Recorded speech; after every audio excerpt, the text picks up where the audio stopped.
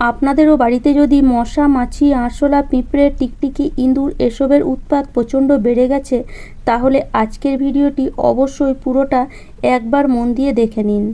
কেননা আজ আমি আপনাদের জন্য নিয়ে এসেছি এই ধরনের পোকামাকড় তাড়ানোর একদম ঘরোয়া পদ্ধতি, যেটা ইউজ করলে 100% বাড়ি থেকে এই ধরনের পোকামাকড় সঙ্গে সঙ্গে বেরিয়ে যাবে।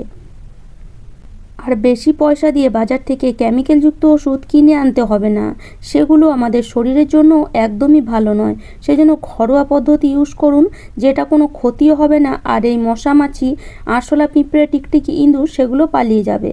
তো এখানে আমি একটা বড় বাটির মধ্যে দিয়ে দিলাম 1 গ্লাস পরিমাণে জল। এটাকে ইন্ডাকশানে বা গ্যাসের মধ্যে বসিয়ে দেব। এবার জলটাকে কিছুক্ষণ গরম করে নেব। আর বন্ধুরা, আমার টিপস যদি আপনাদের এতটুকুও ভালো লাগে তাহলে অবশ্যই একটি লাইক করে দেবেন। আর আমার চ্যানেলে নতুন বন্ধু হয়ে থাকলে চ্যানেলটিকে সাবস্ক্রাইব করে নেবেন এই ধরনের নিত্য নতুন টিপস দেখার জন্য। জলটা যখন এরকম একটু হালকা গরম হয়ে যাবে, তখন এখানে দিয়ে দেব এই যে তেজপাতা, যেটা আমাদের সকলের বাড়িতেই থাকে। আর এই তেজপাতা শুধু রান্নার কাজে নয়, মশা, মাছি, আরশোলা, পিঁপড়ে, টিকটিকি, ইঁদুর সব কিছু তাড়াতেও কিন্তু অনেকটাই সাহায্য করে। কেননা তেজপাতার মধ্যে যে গন্ধ, সেই গন্ধ কখনোই কিন্তু কোনো রকম পোকামাকড়ের সহ্য হয় না। সেই জন্য তেজপাতা একবার হলেও ব্যবহার করে দেখবে 100% রেজাল্ট পাবে। তো তেজপাতাটাকে কিছুক্ষণ ফুটিয়ে নেব।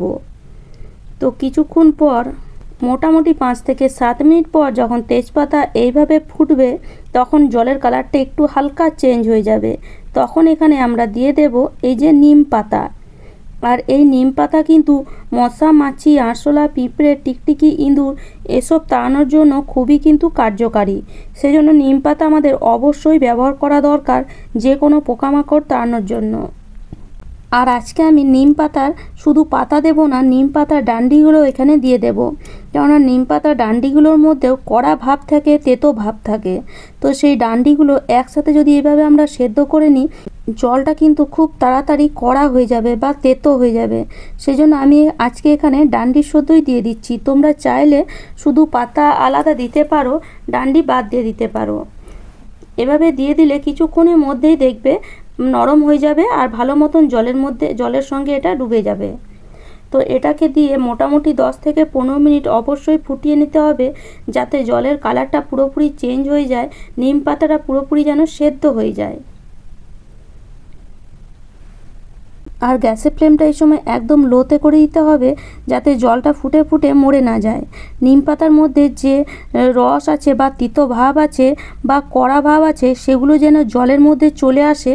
আর যতটা জল আছে তার যেন হাফ হয়ে যায়, সেই রকমই জলটাকে ফোটাতে হবে। একদম হাই ফ্লেমে ফোটালে কিন্তু জলটা পুরো তাড়াতাড়ি শুকে যাবে।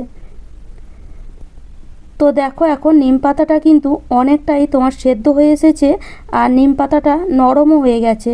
দেখতেই পাচ্ছ এখন পুরোপুরি কিন্তু জলের মধ্যে এটা ডুবে যাচ্ছে। এবার এখানে আমরা আরেকটা পাতা অ্যাড করব, আর যার জন্য কিন্তু বাড়ি থেকে 100% মশা, মাছি, আরশোলা, পিঁপড়ে, টিকটিকি পালিয়ে যাবে। তো সেটা হলো এই যে পেঁপে পাতা। আর তো এখানে আমি আজকে একটা পেঁপে পাতা নিয়েছি আর একটু বড় ধরনের পেঁপে পাতা নিয়েছি। দেখতেই পাচ্ছ কতটা বড় পেঁপে পাতাটা। তো পেঁপে পাতাটাকে এইভাবে মুড়ে এই জলের মধ্যে দিয়ে দেব। এইভাবে যদি মুড়ে পেঁপে পাতাটা জলের মধ্যে দিয়ে দাও, কিছুক্ষণের মধ্যেই কিন্তু পাতাটা নরম হয়ে যাবে। তো মোটামুটি 2 মিনিট 3 মিনিট পরেই দেখবে পাতাটা একদম নরম হয়ে যাবে। গ্যাসের ফ্লেমটা একদম লোতে রেখে জলটাকে এইভাবে কিছুক্ষণ ফুটিয়ে নেবে। মোটামুটি 15 থেকে 20 মিনিট অবশ্যই জলটাকে ফুটিয়ে নিতে হবে। মোটামুটি 15 থেকে 20 মিনিট পরে পেঁপে পাতাটা একদম নরম হয়ে যাবে আর জলটা খুবই কড়া হয়ে যাবে। তো আমি 20 মিনিট পর ফিরে এসেছি।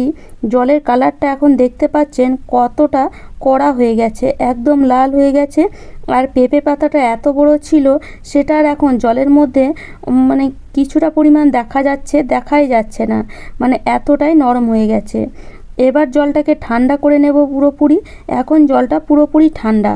এবার একটা ছোট্ট বাটি নেব আর এই জলটাকে বাটির মধ্যে ছেঁকে নেব। তো এইভাবে খুব সহজেই জলটা ছাঁকা হয়ে যাবে, কেননা এখানে গোটা পাতা যেহেতু আমি ব্যবহার করেছি, সেজন্য এভাবে জলটা খুব সহজেই ছাঁকা হয়ে যাবে। জলের কালারটা এখন দেখতে পাচ্ছেন কতটা কড়া। আর একদম লাল হয়ে গেছে। আর এই জলটা যে কোনো কাজে আমরা ব্যবহার করতে পারি। এই জলটা দিয়ে যদি আমরা ঘর মুছি তাহলে কিন্তু আমাদের বাড়িতে মাছিও হবে না, মশাও হবে না। তার আগে এই জলটার মধ্যে আরেকটা জিনিস মেশাবো, যার কারণে এই জলটার পাওয়ারটা অনেকটাই বেড়ে যাবে আর একটা সুন্দর গন্ধ কিন্তু পুরো ঘরের মধ্যে ছড়িয়ে যাবে। সেটা হলো এই যে সুদল। একদম এই সুদলের ঢাকনাতে হাফ ঢাকনা সুদল নিয়েছি আর এখানে আমি দিয়ে দিলাম। এবার ভালো করে এটাকে মিশিয়ে নিলেই জলটা আমাদের একদম রেডি। এবার এই জলটাকে যে কোনো কাজে ব্যবহার করা যেতে পারে। এই জলটাকে একটা স্প্রে বোতলে ঢেলে পুরো বাড়িতে যদি স্প্রে করা হয় তাহলে বাড়িতে একটাও মশা হবে না, আরশোলা হবে না, পিঁপড়ে হবে না, টিকটিকি হবে না, তার সাথে সাথে মাকড়সাও হবে না। এইভাবে রাতের বেলায় একটু স্প্রে করে ছেড়ে দিতে হবে।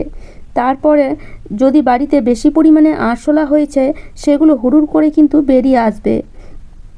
আর যদি এদিকে সেদিকে মশা ঢুকে থাকে সেগুলো কিন্তু হুড়ুর করে বেরিয়ে আসবে, বাইরের দিকে পালিয়ে যাবে। তো এই জলটা যদি এইভাবে ব্যবহার করি তাহলে আমাদের অনেক পয়সাও বাঁচবে আর তার সাথে সাথে এটা পুরো কেমিক্যাল ফ্রি, যার কারণে আমাদেরও কিন্তু কোনো ক্ষতি হবে না। আমাদের বাড়িতে যদি ছোট বাচ্চা থাকে তাদেরও কিন্তু কোনো ক্ষতি হবে না, বা বয়স্ক মানুষ থাকলে তাদেরও কিন্তু কোনো ক্ষতি হবে না। তো আশা করি আজকের টিপসটি আপনাদের কাজে আসবে। আর আমার টিপস যদি আপনাদের ভালো লাগে তাহলে অবশ্যই লাইক করবেন, শেয়ার করবেন আর আমাকে কমেন্ট করে অবশ্যই জানাবেন। আর যারা আমার চ্যানেলে নতুন বন্ধু হয়েছেন তারা প্লিজ চ্যানেলটি সাবস্ক্রাইব করে নেবেন এরকম নিত্য নতুন টিপস দেখার জন্য।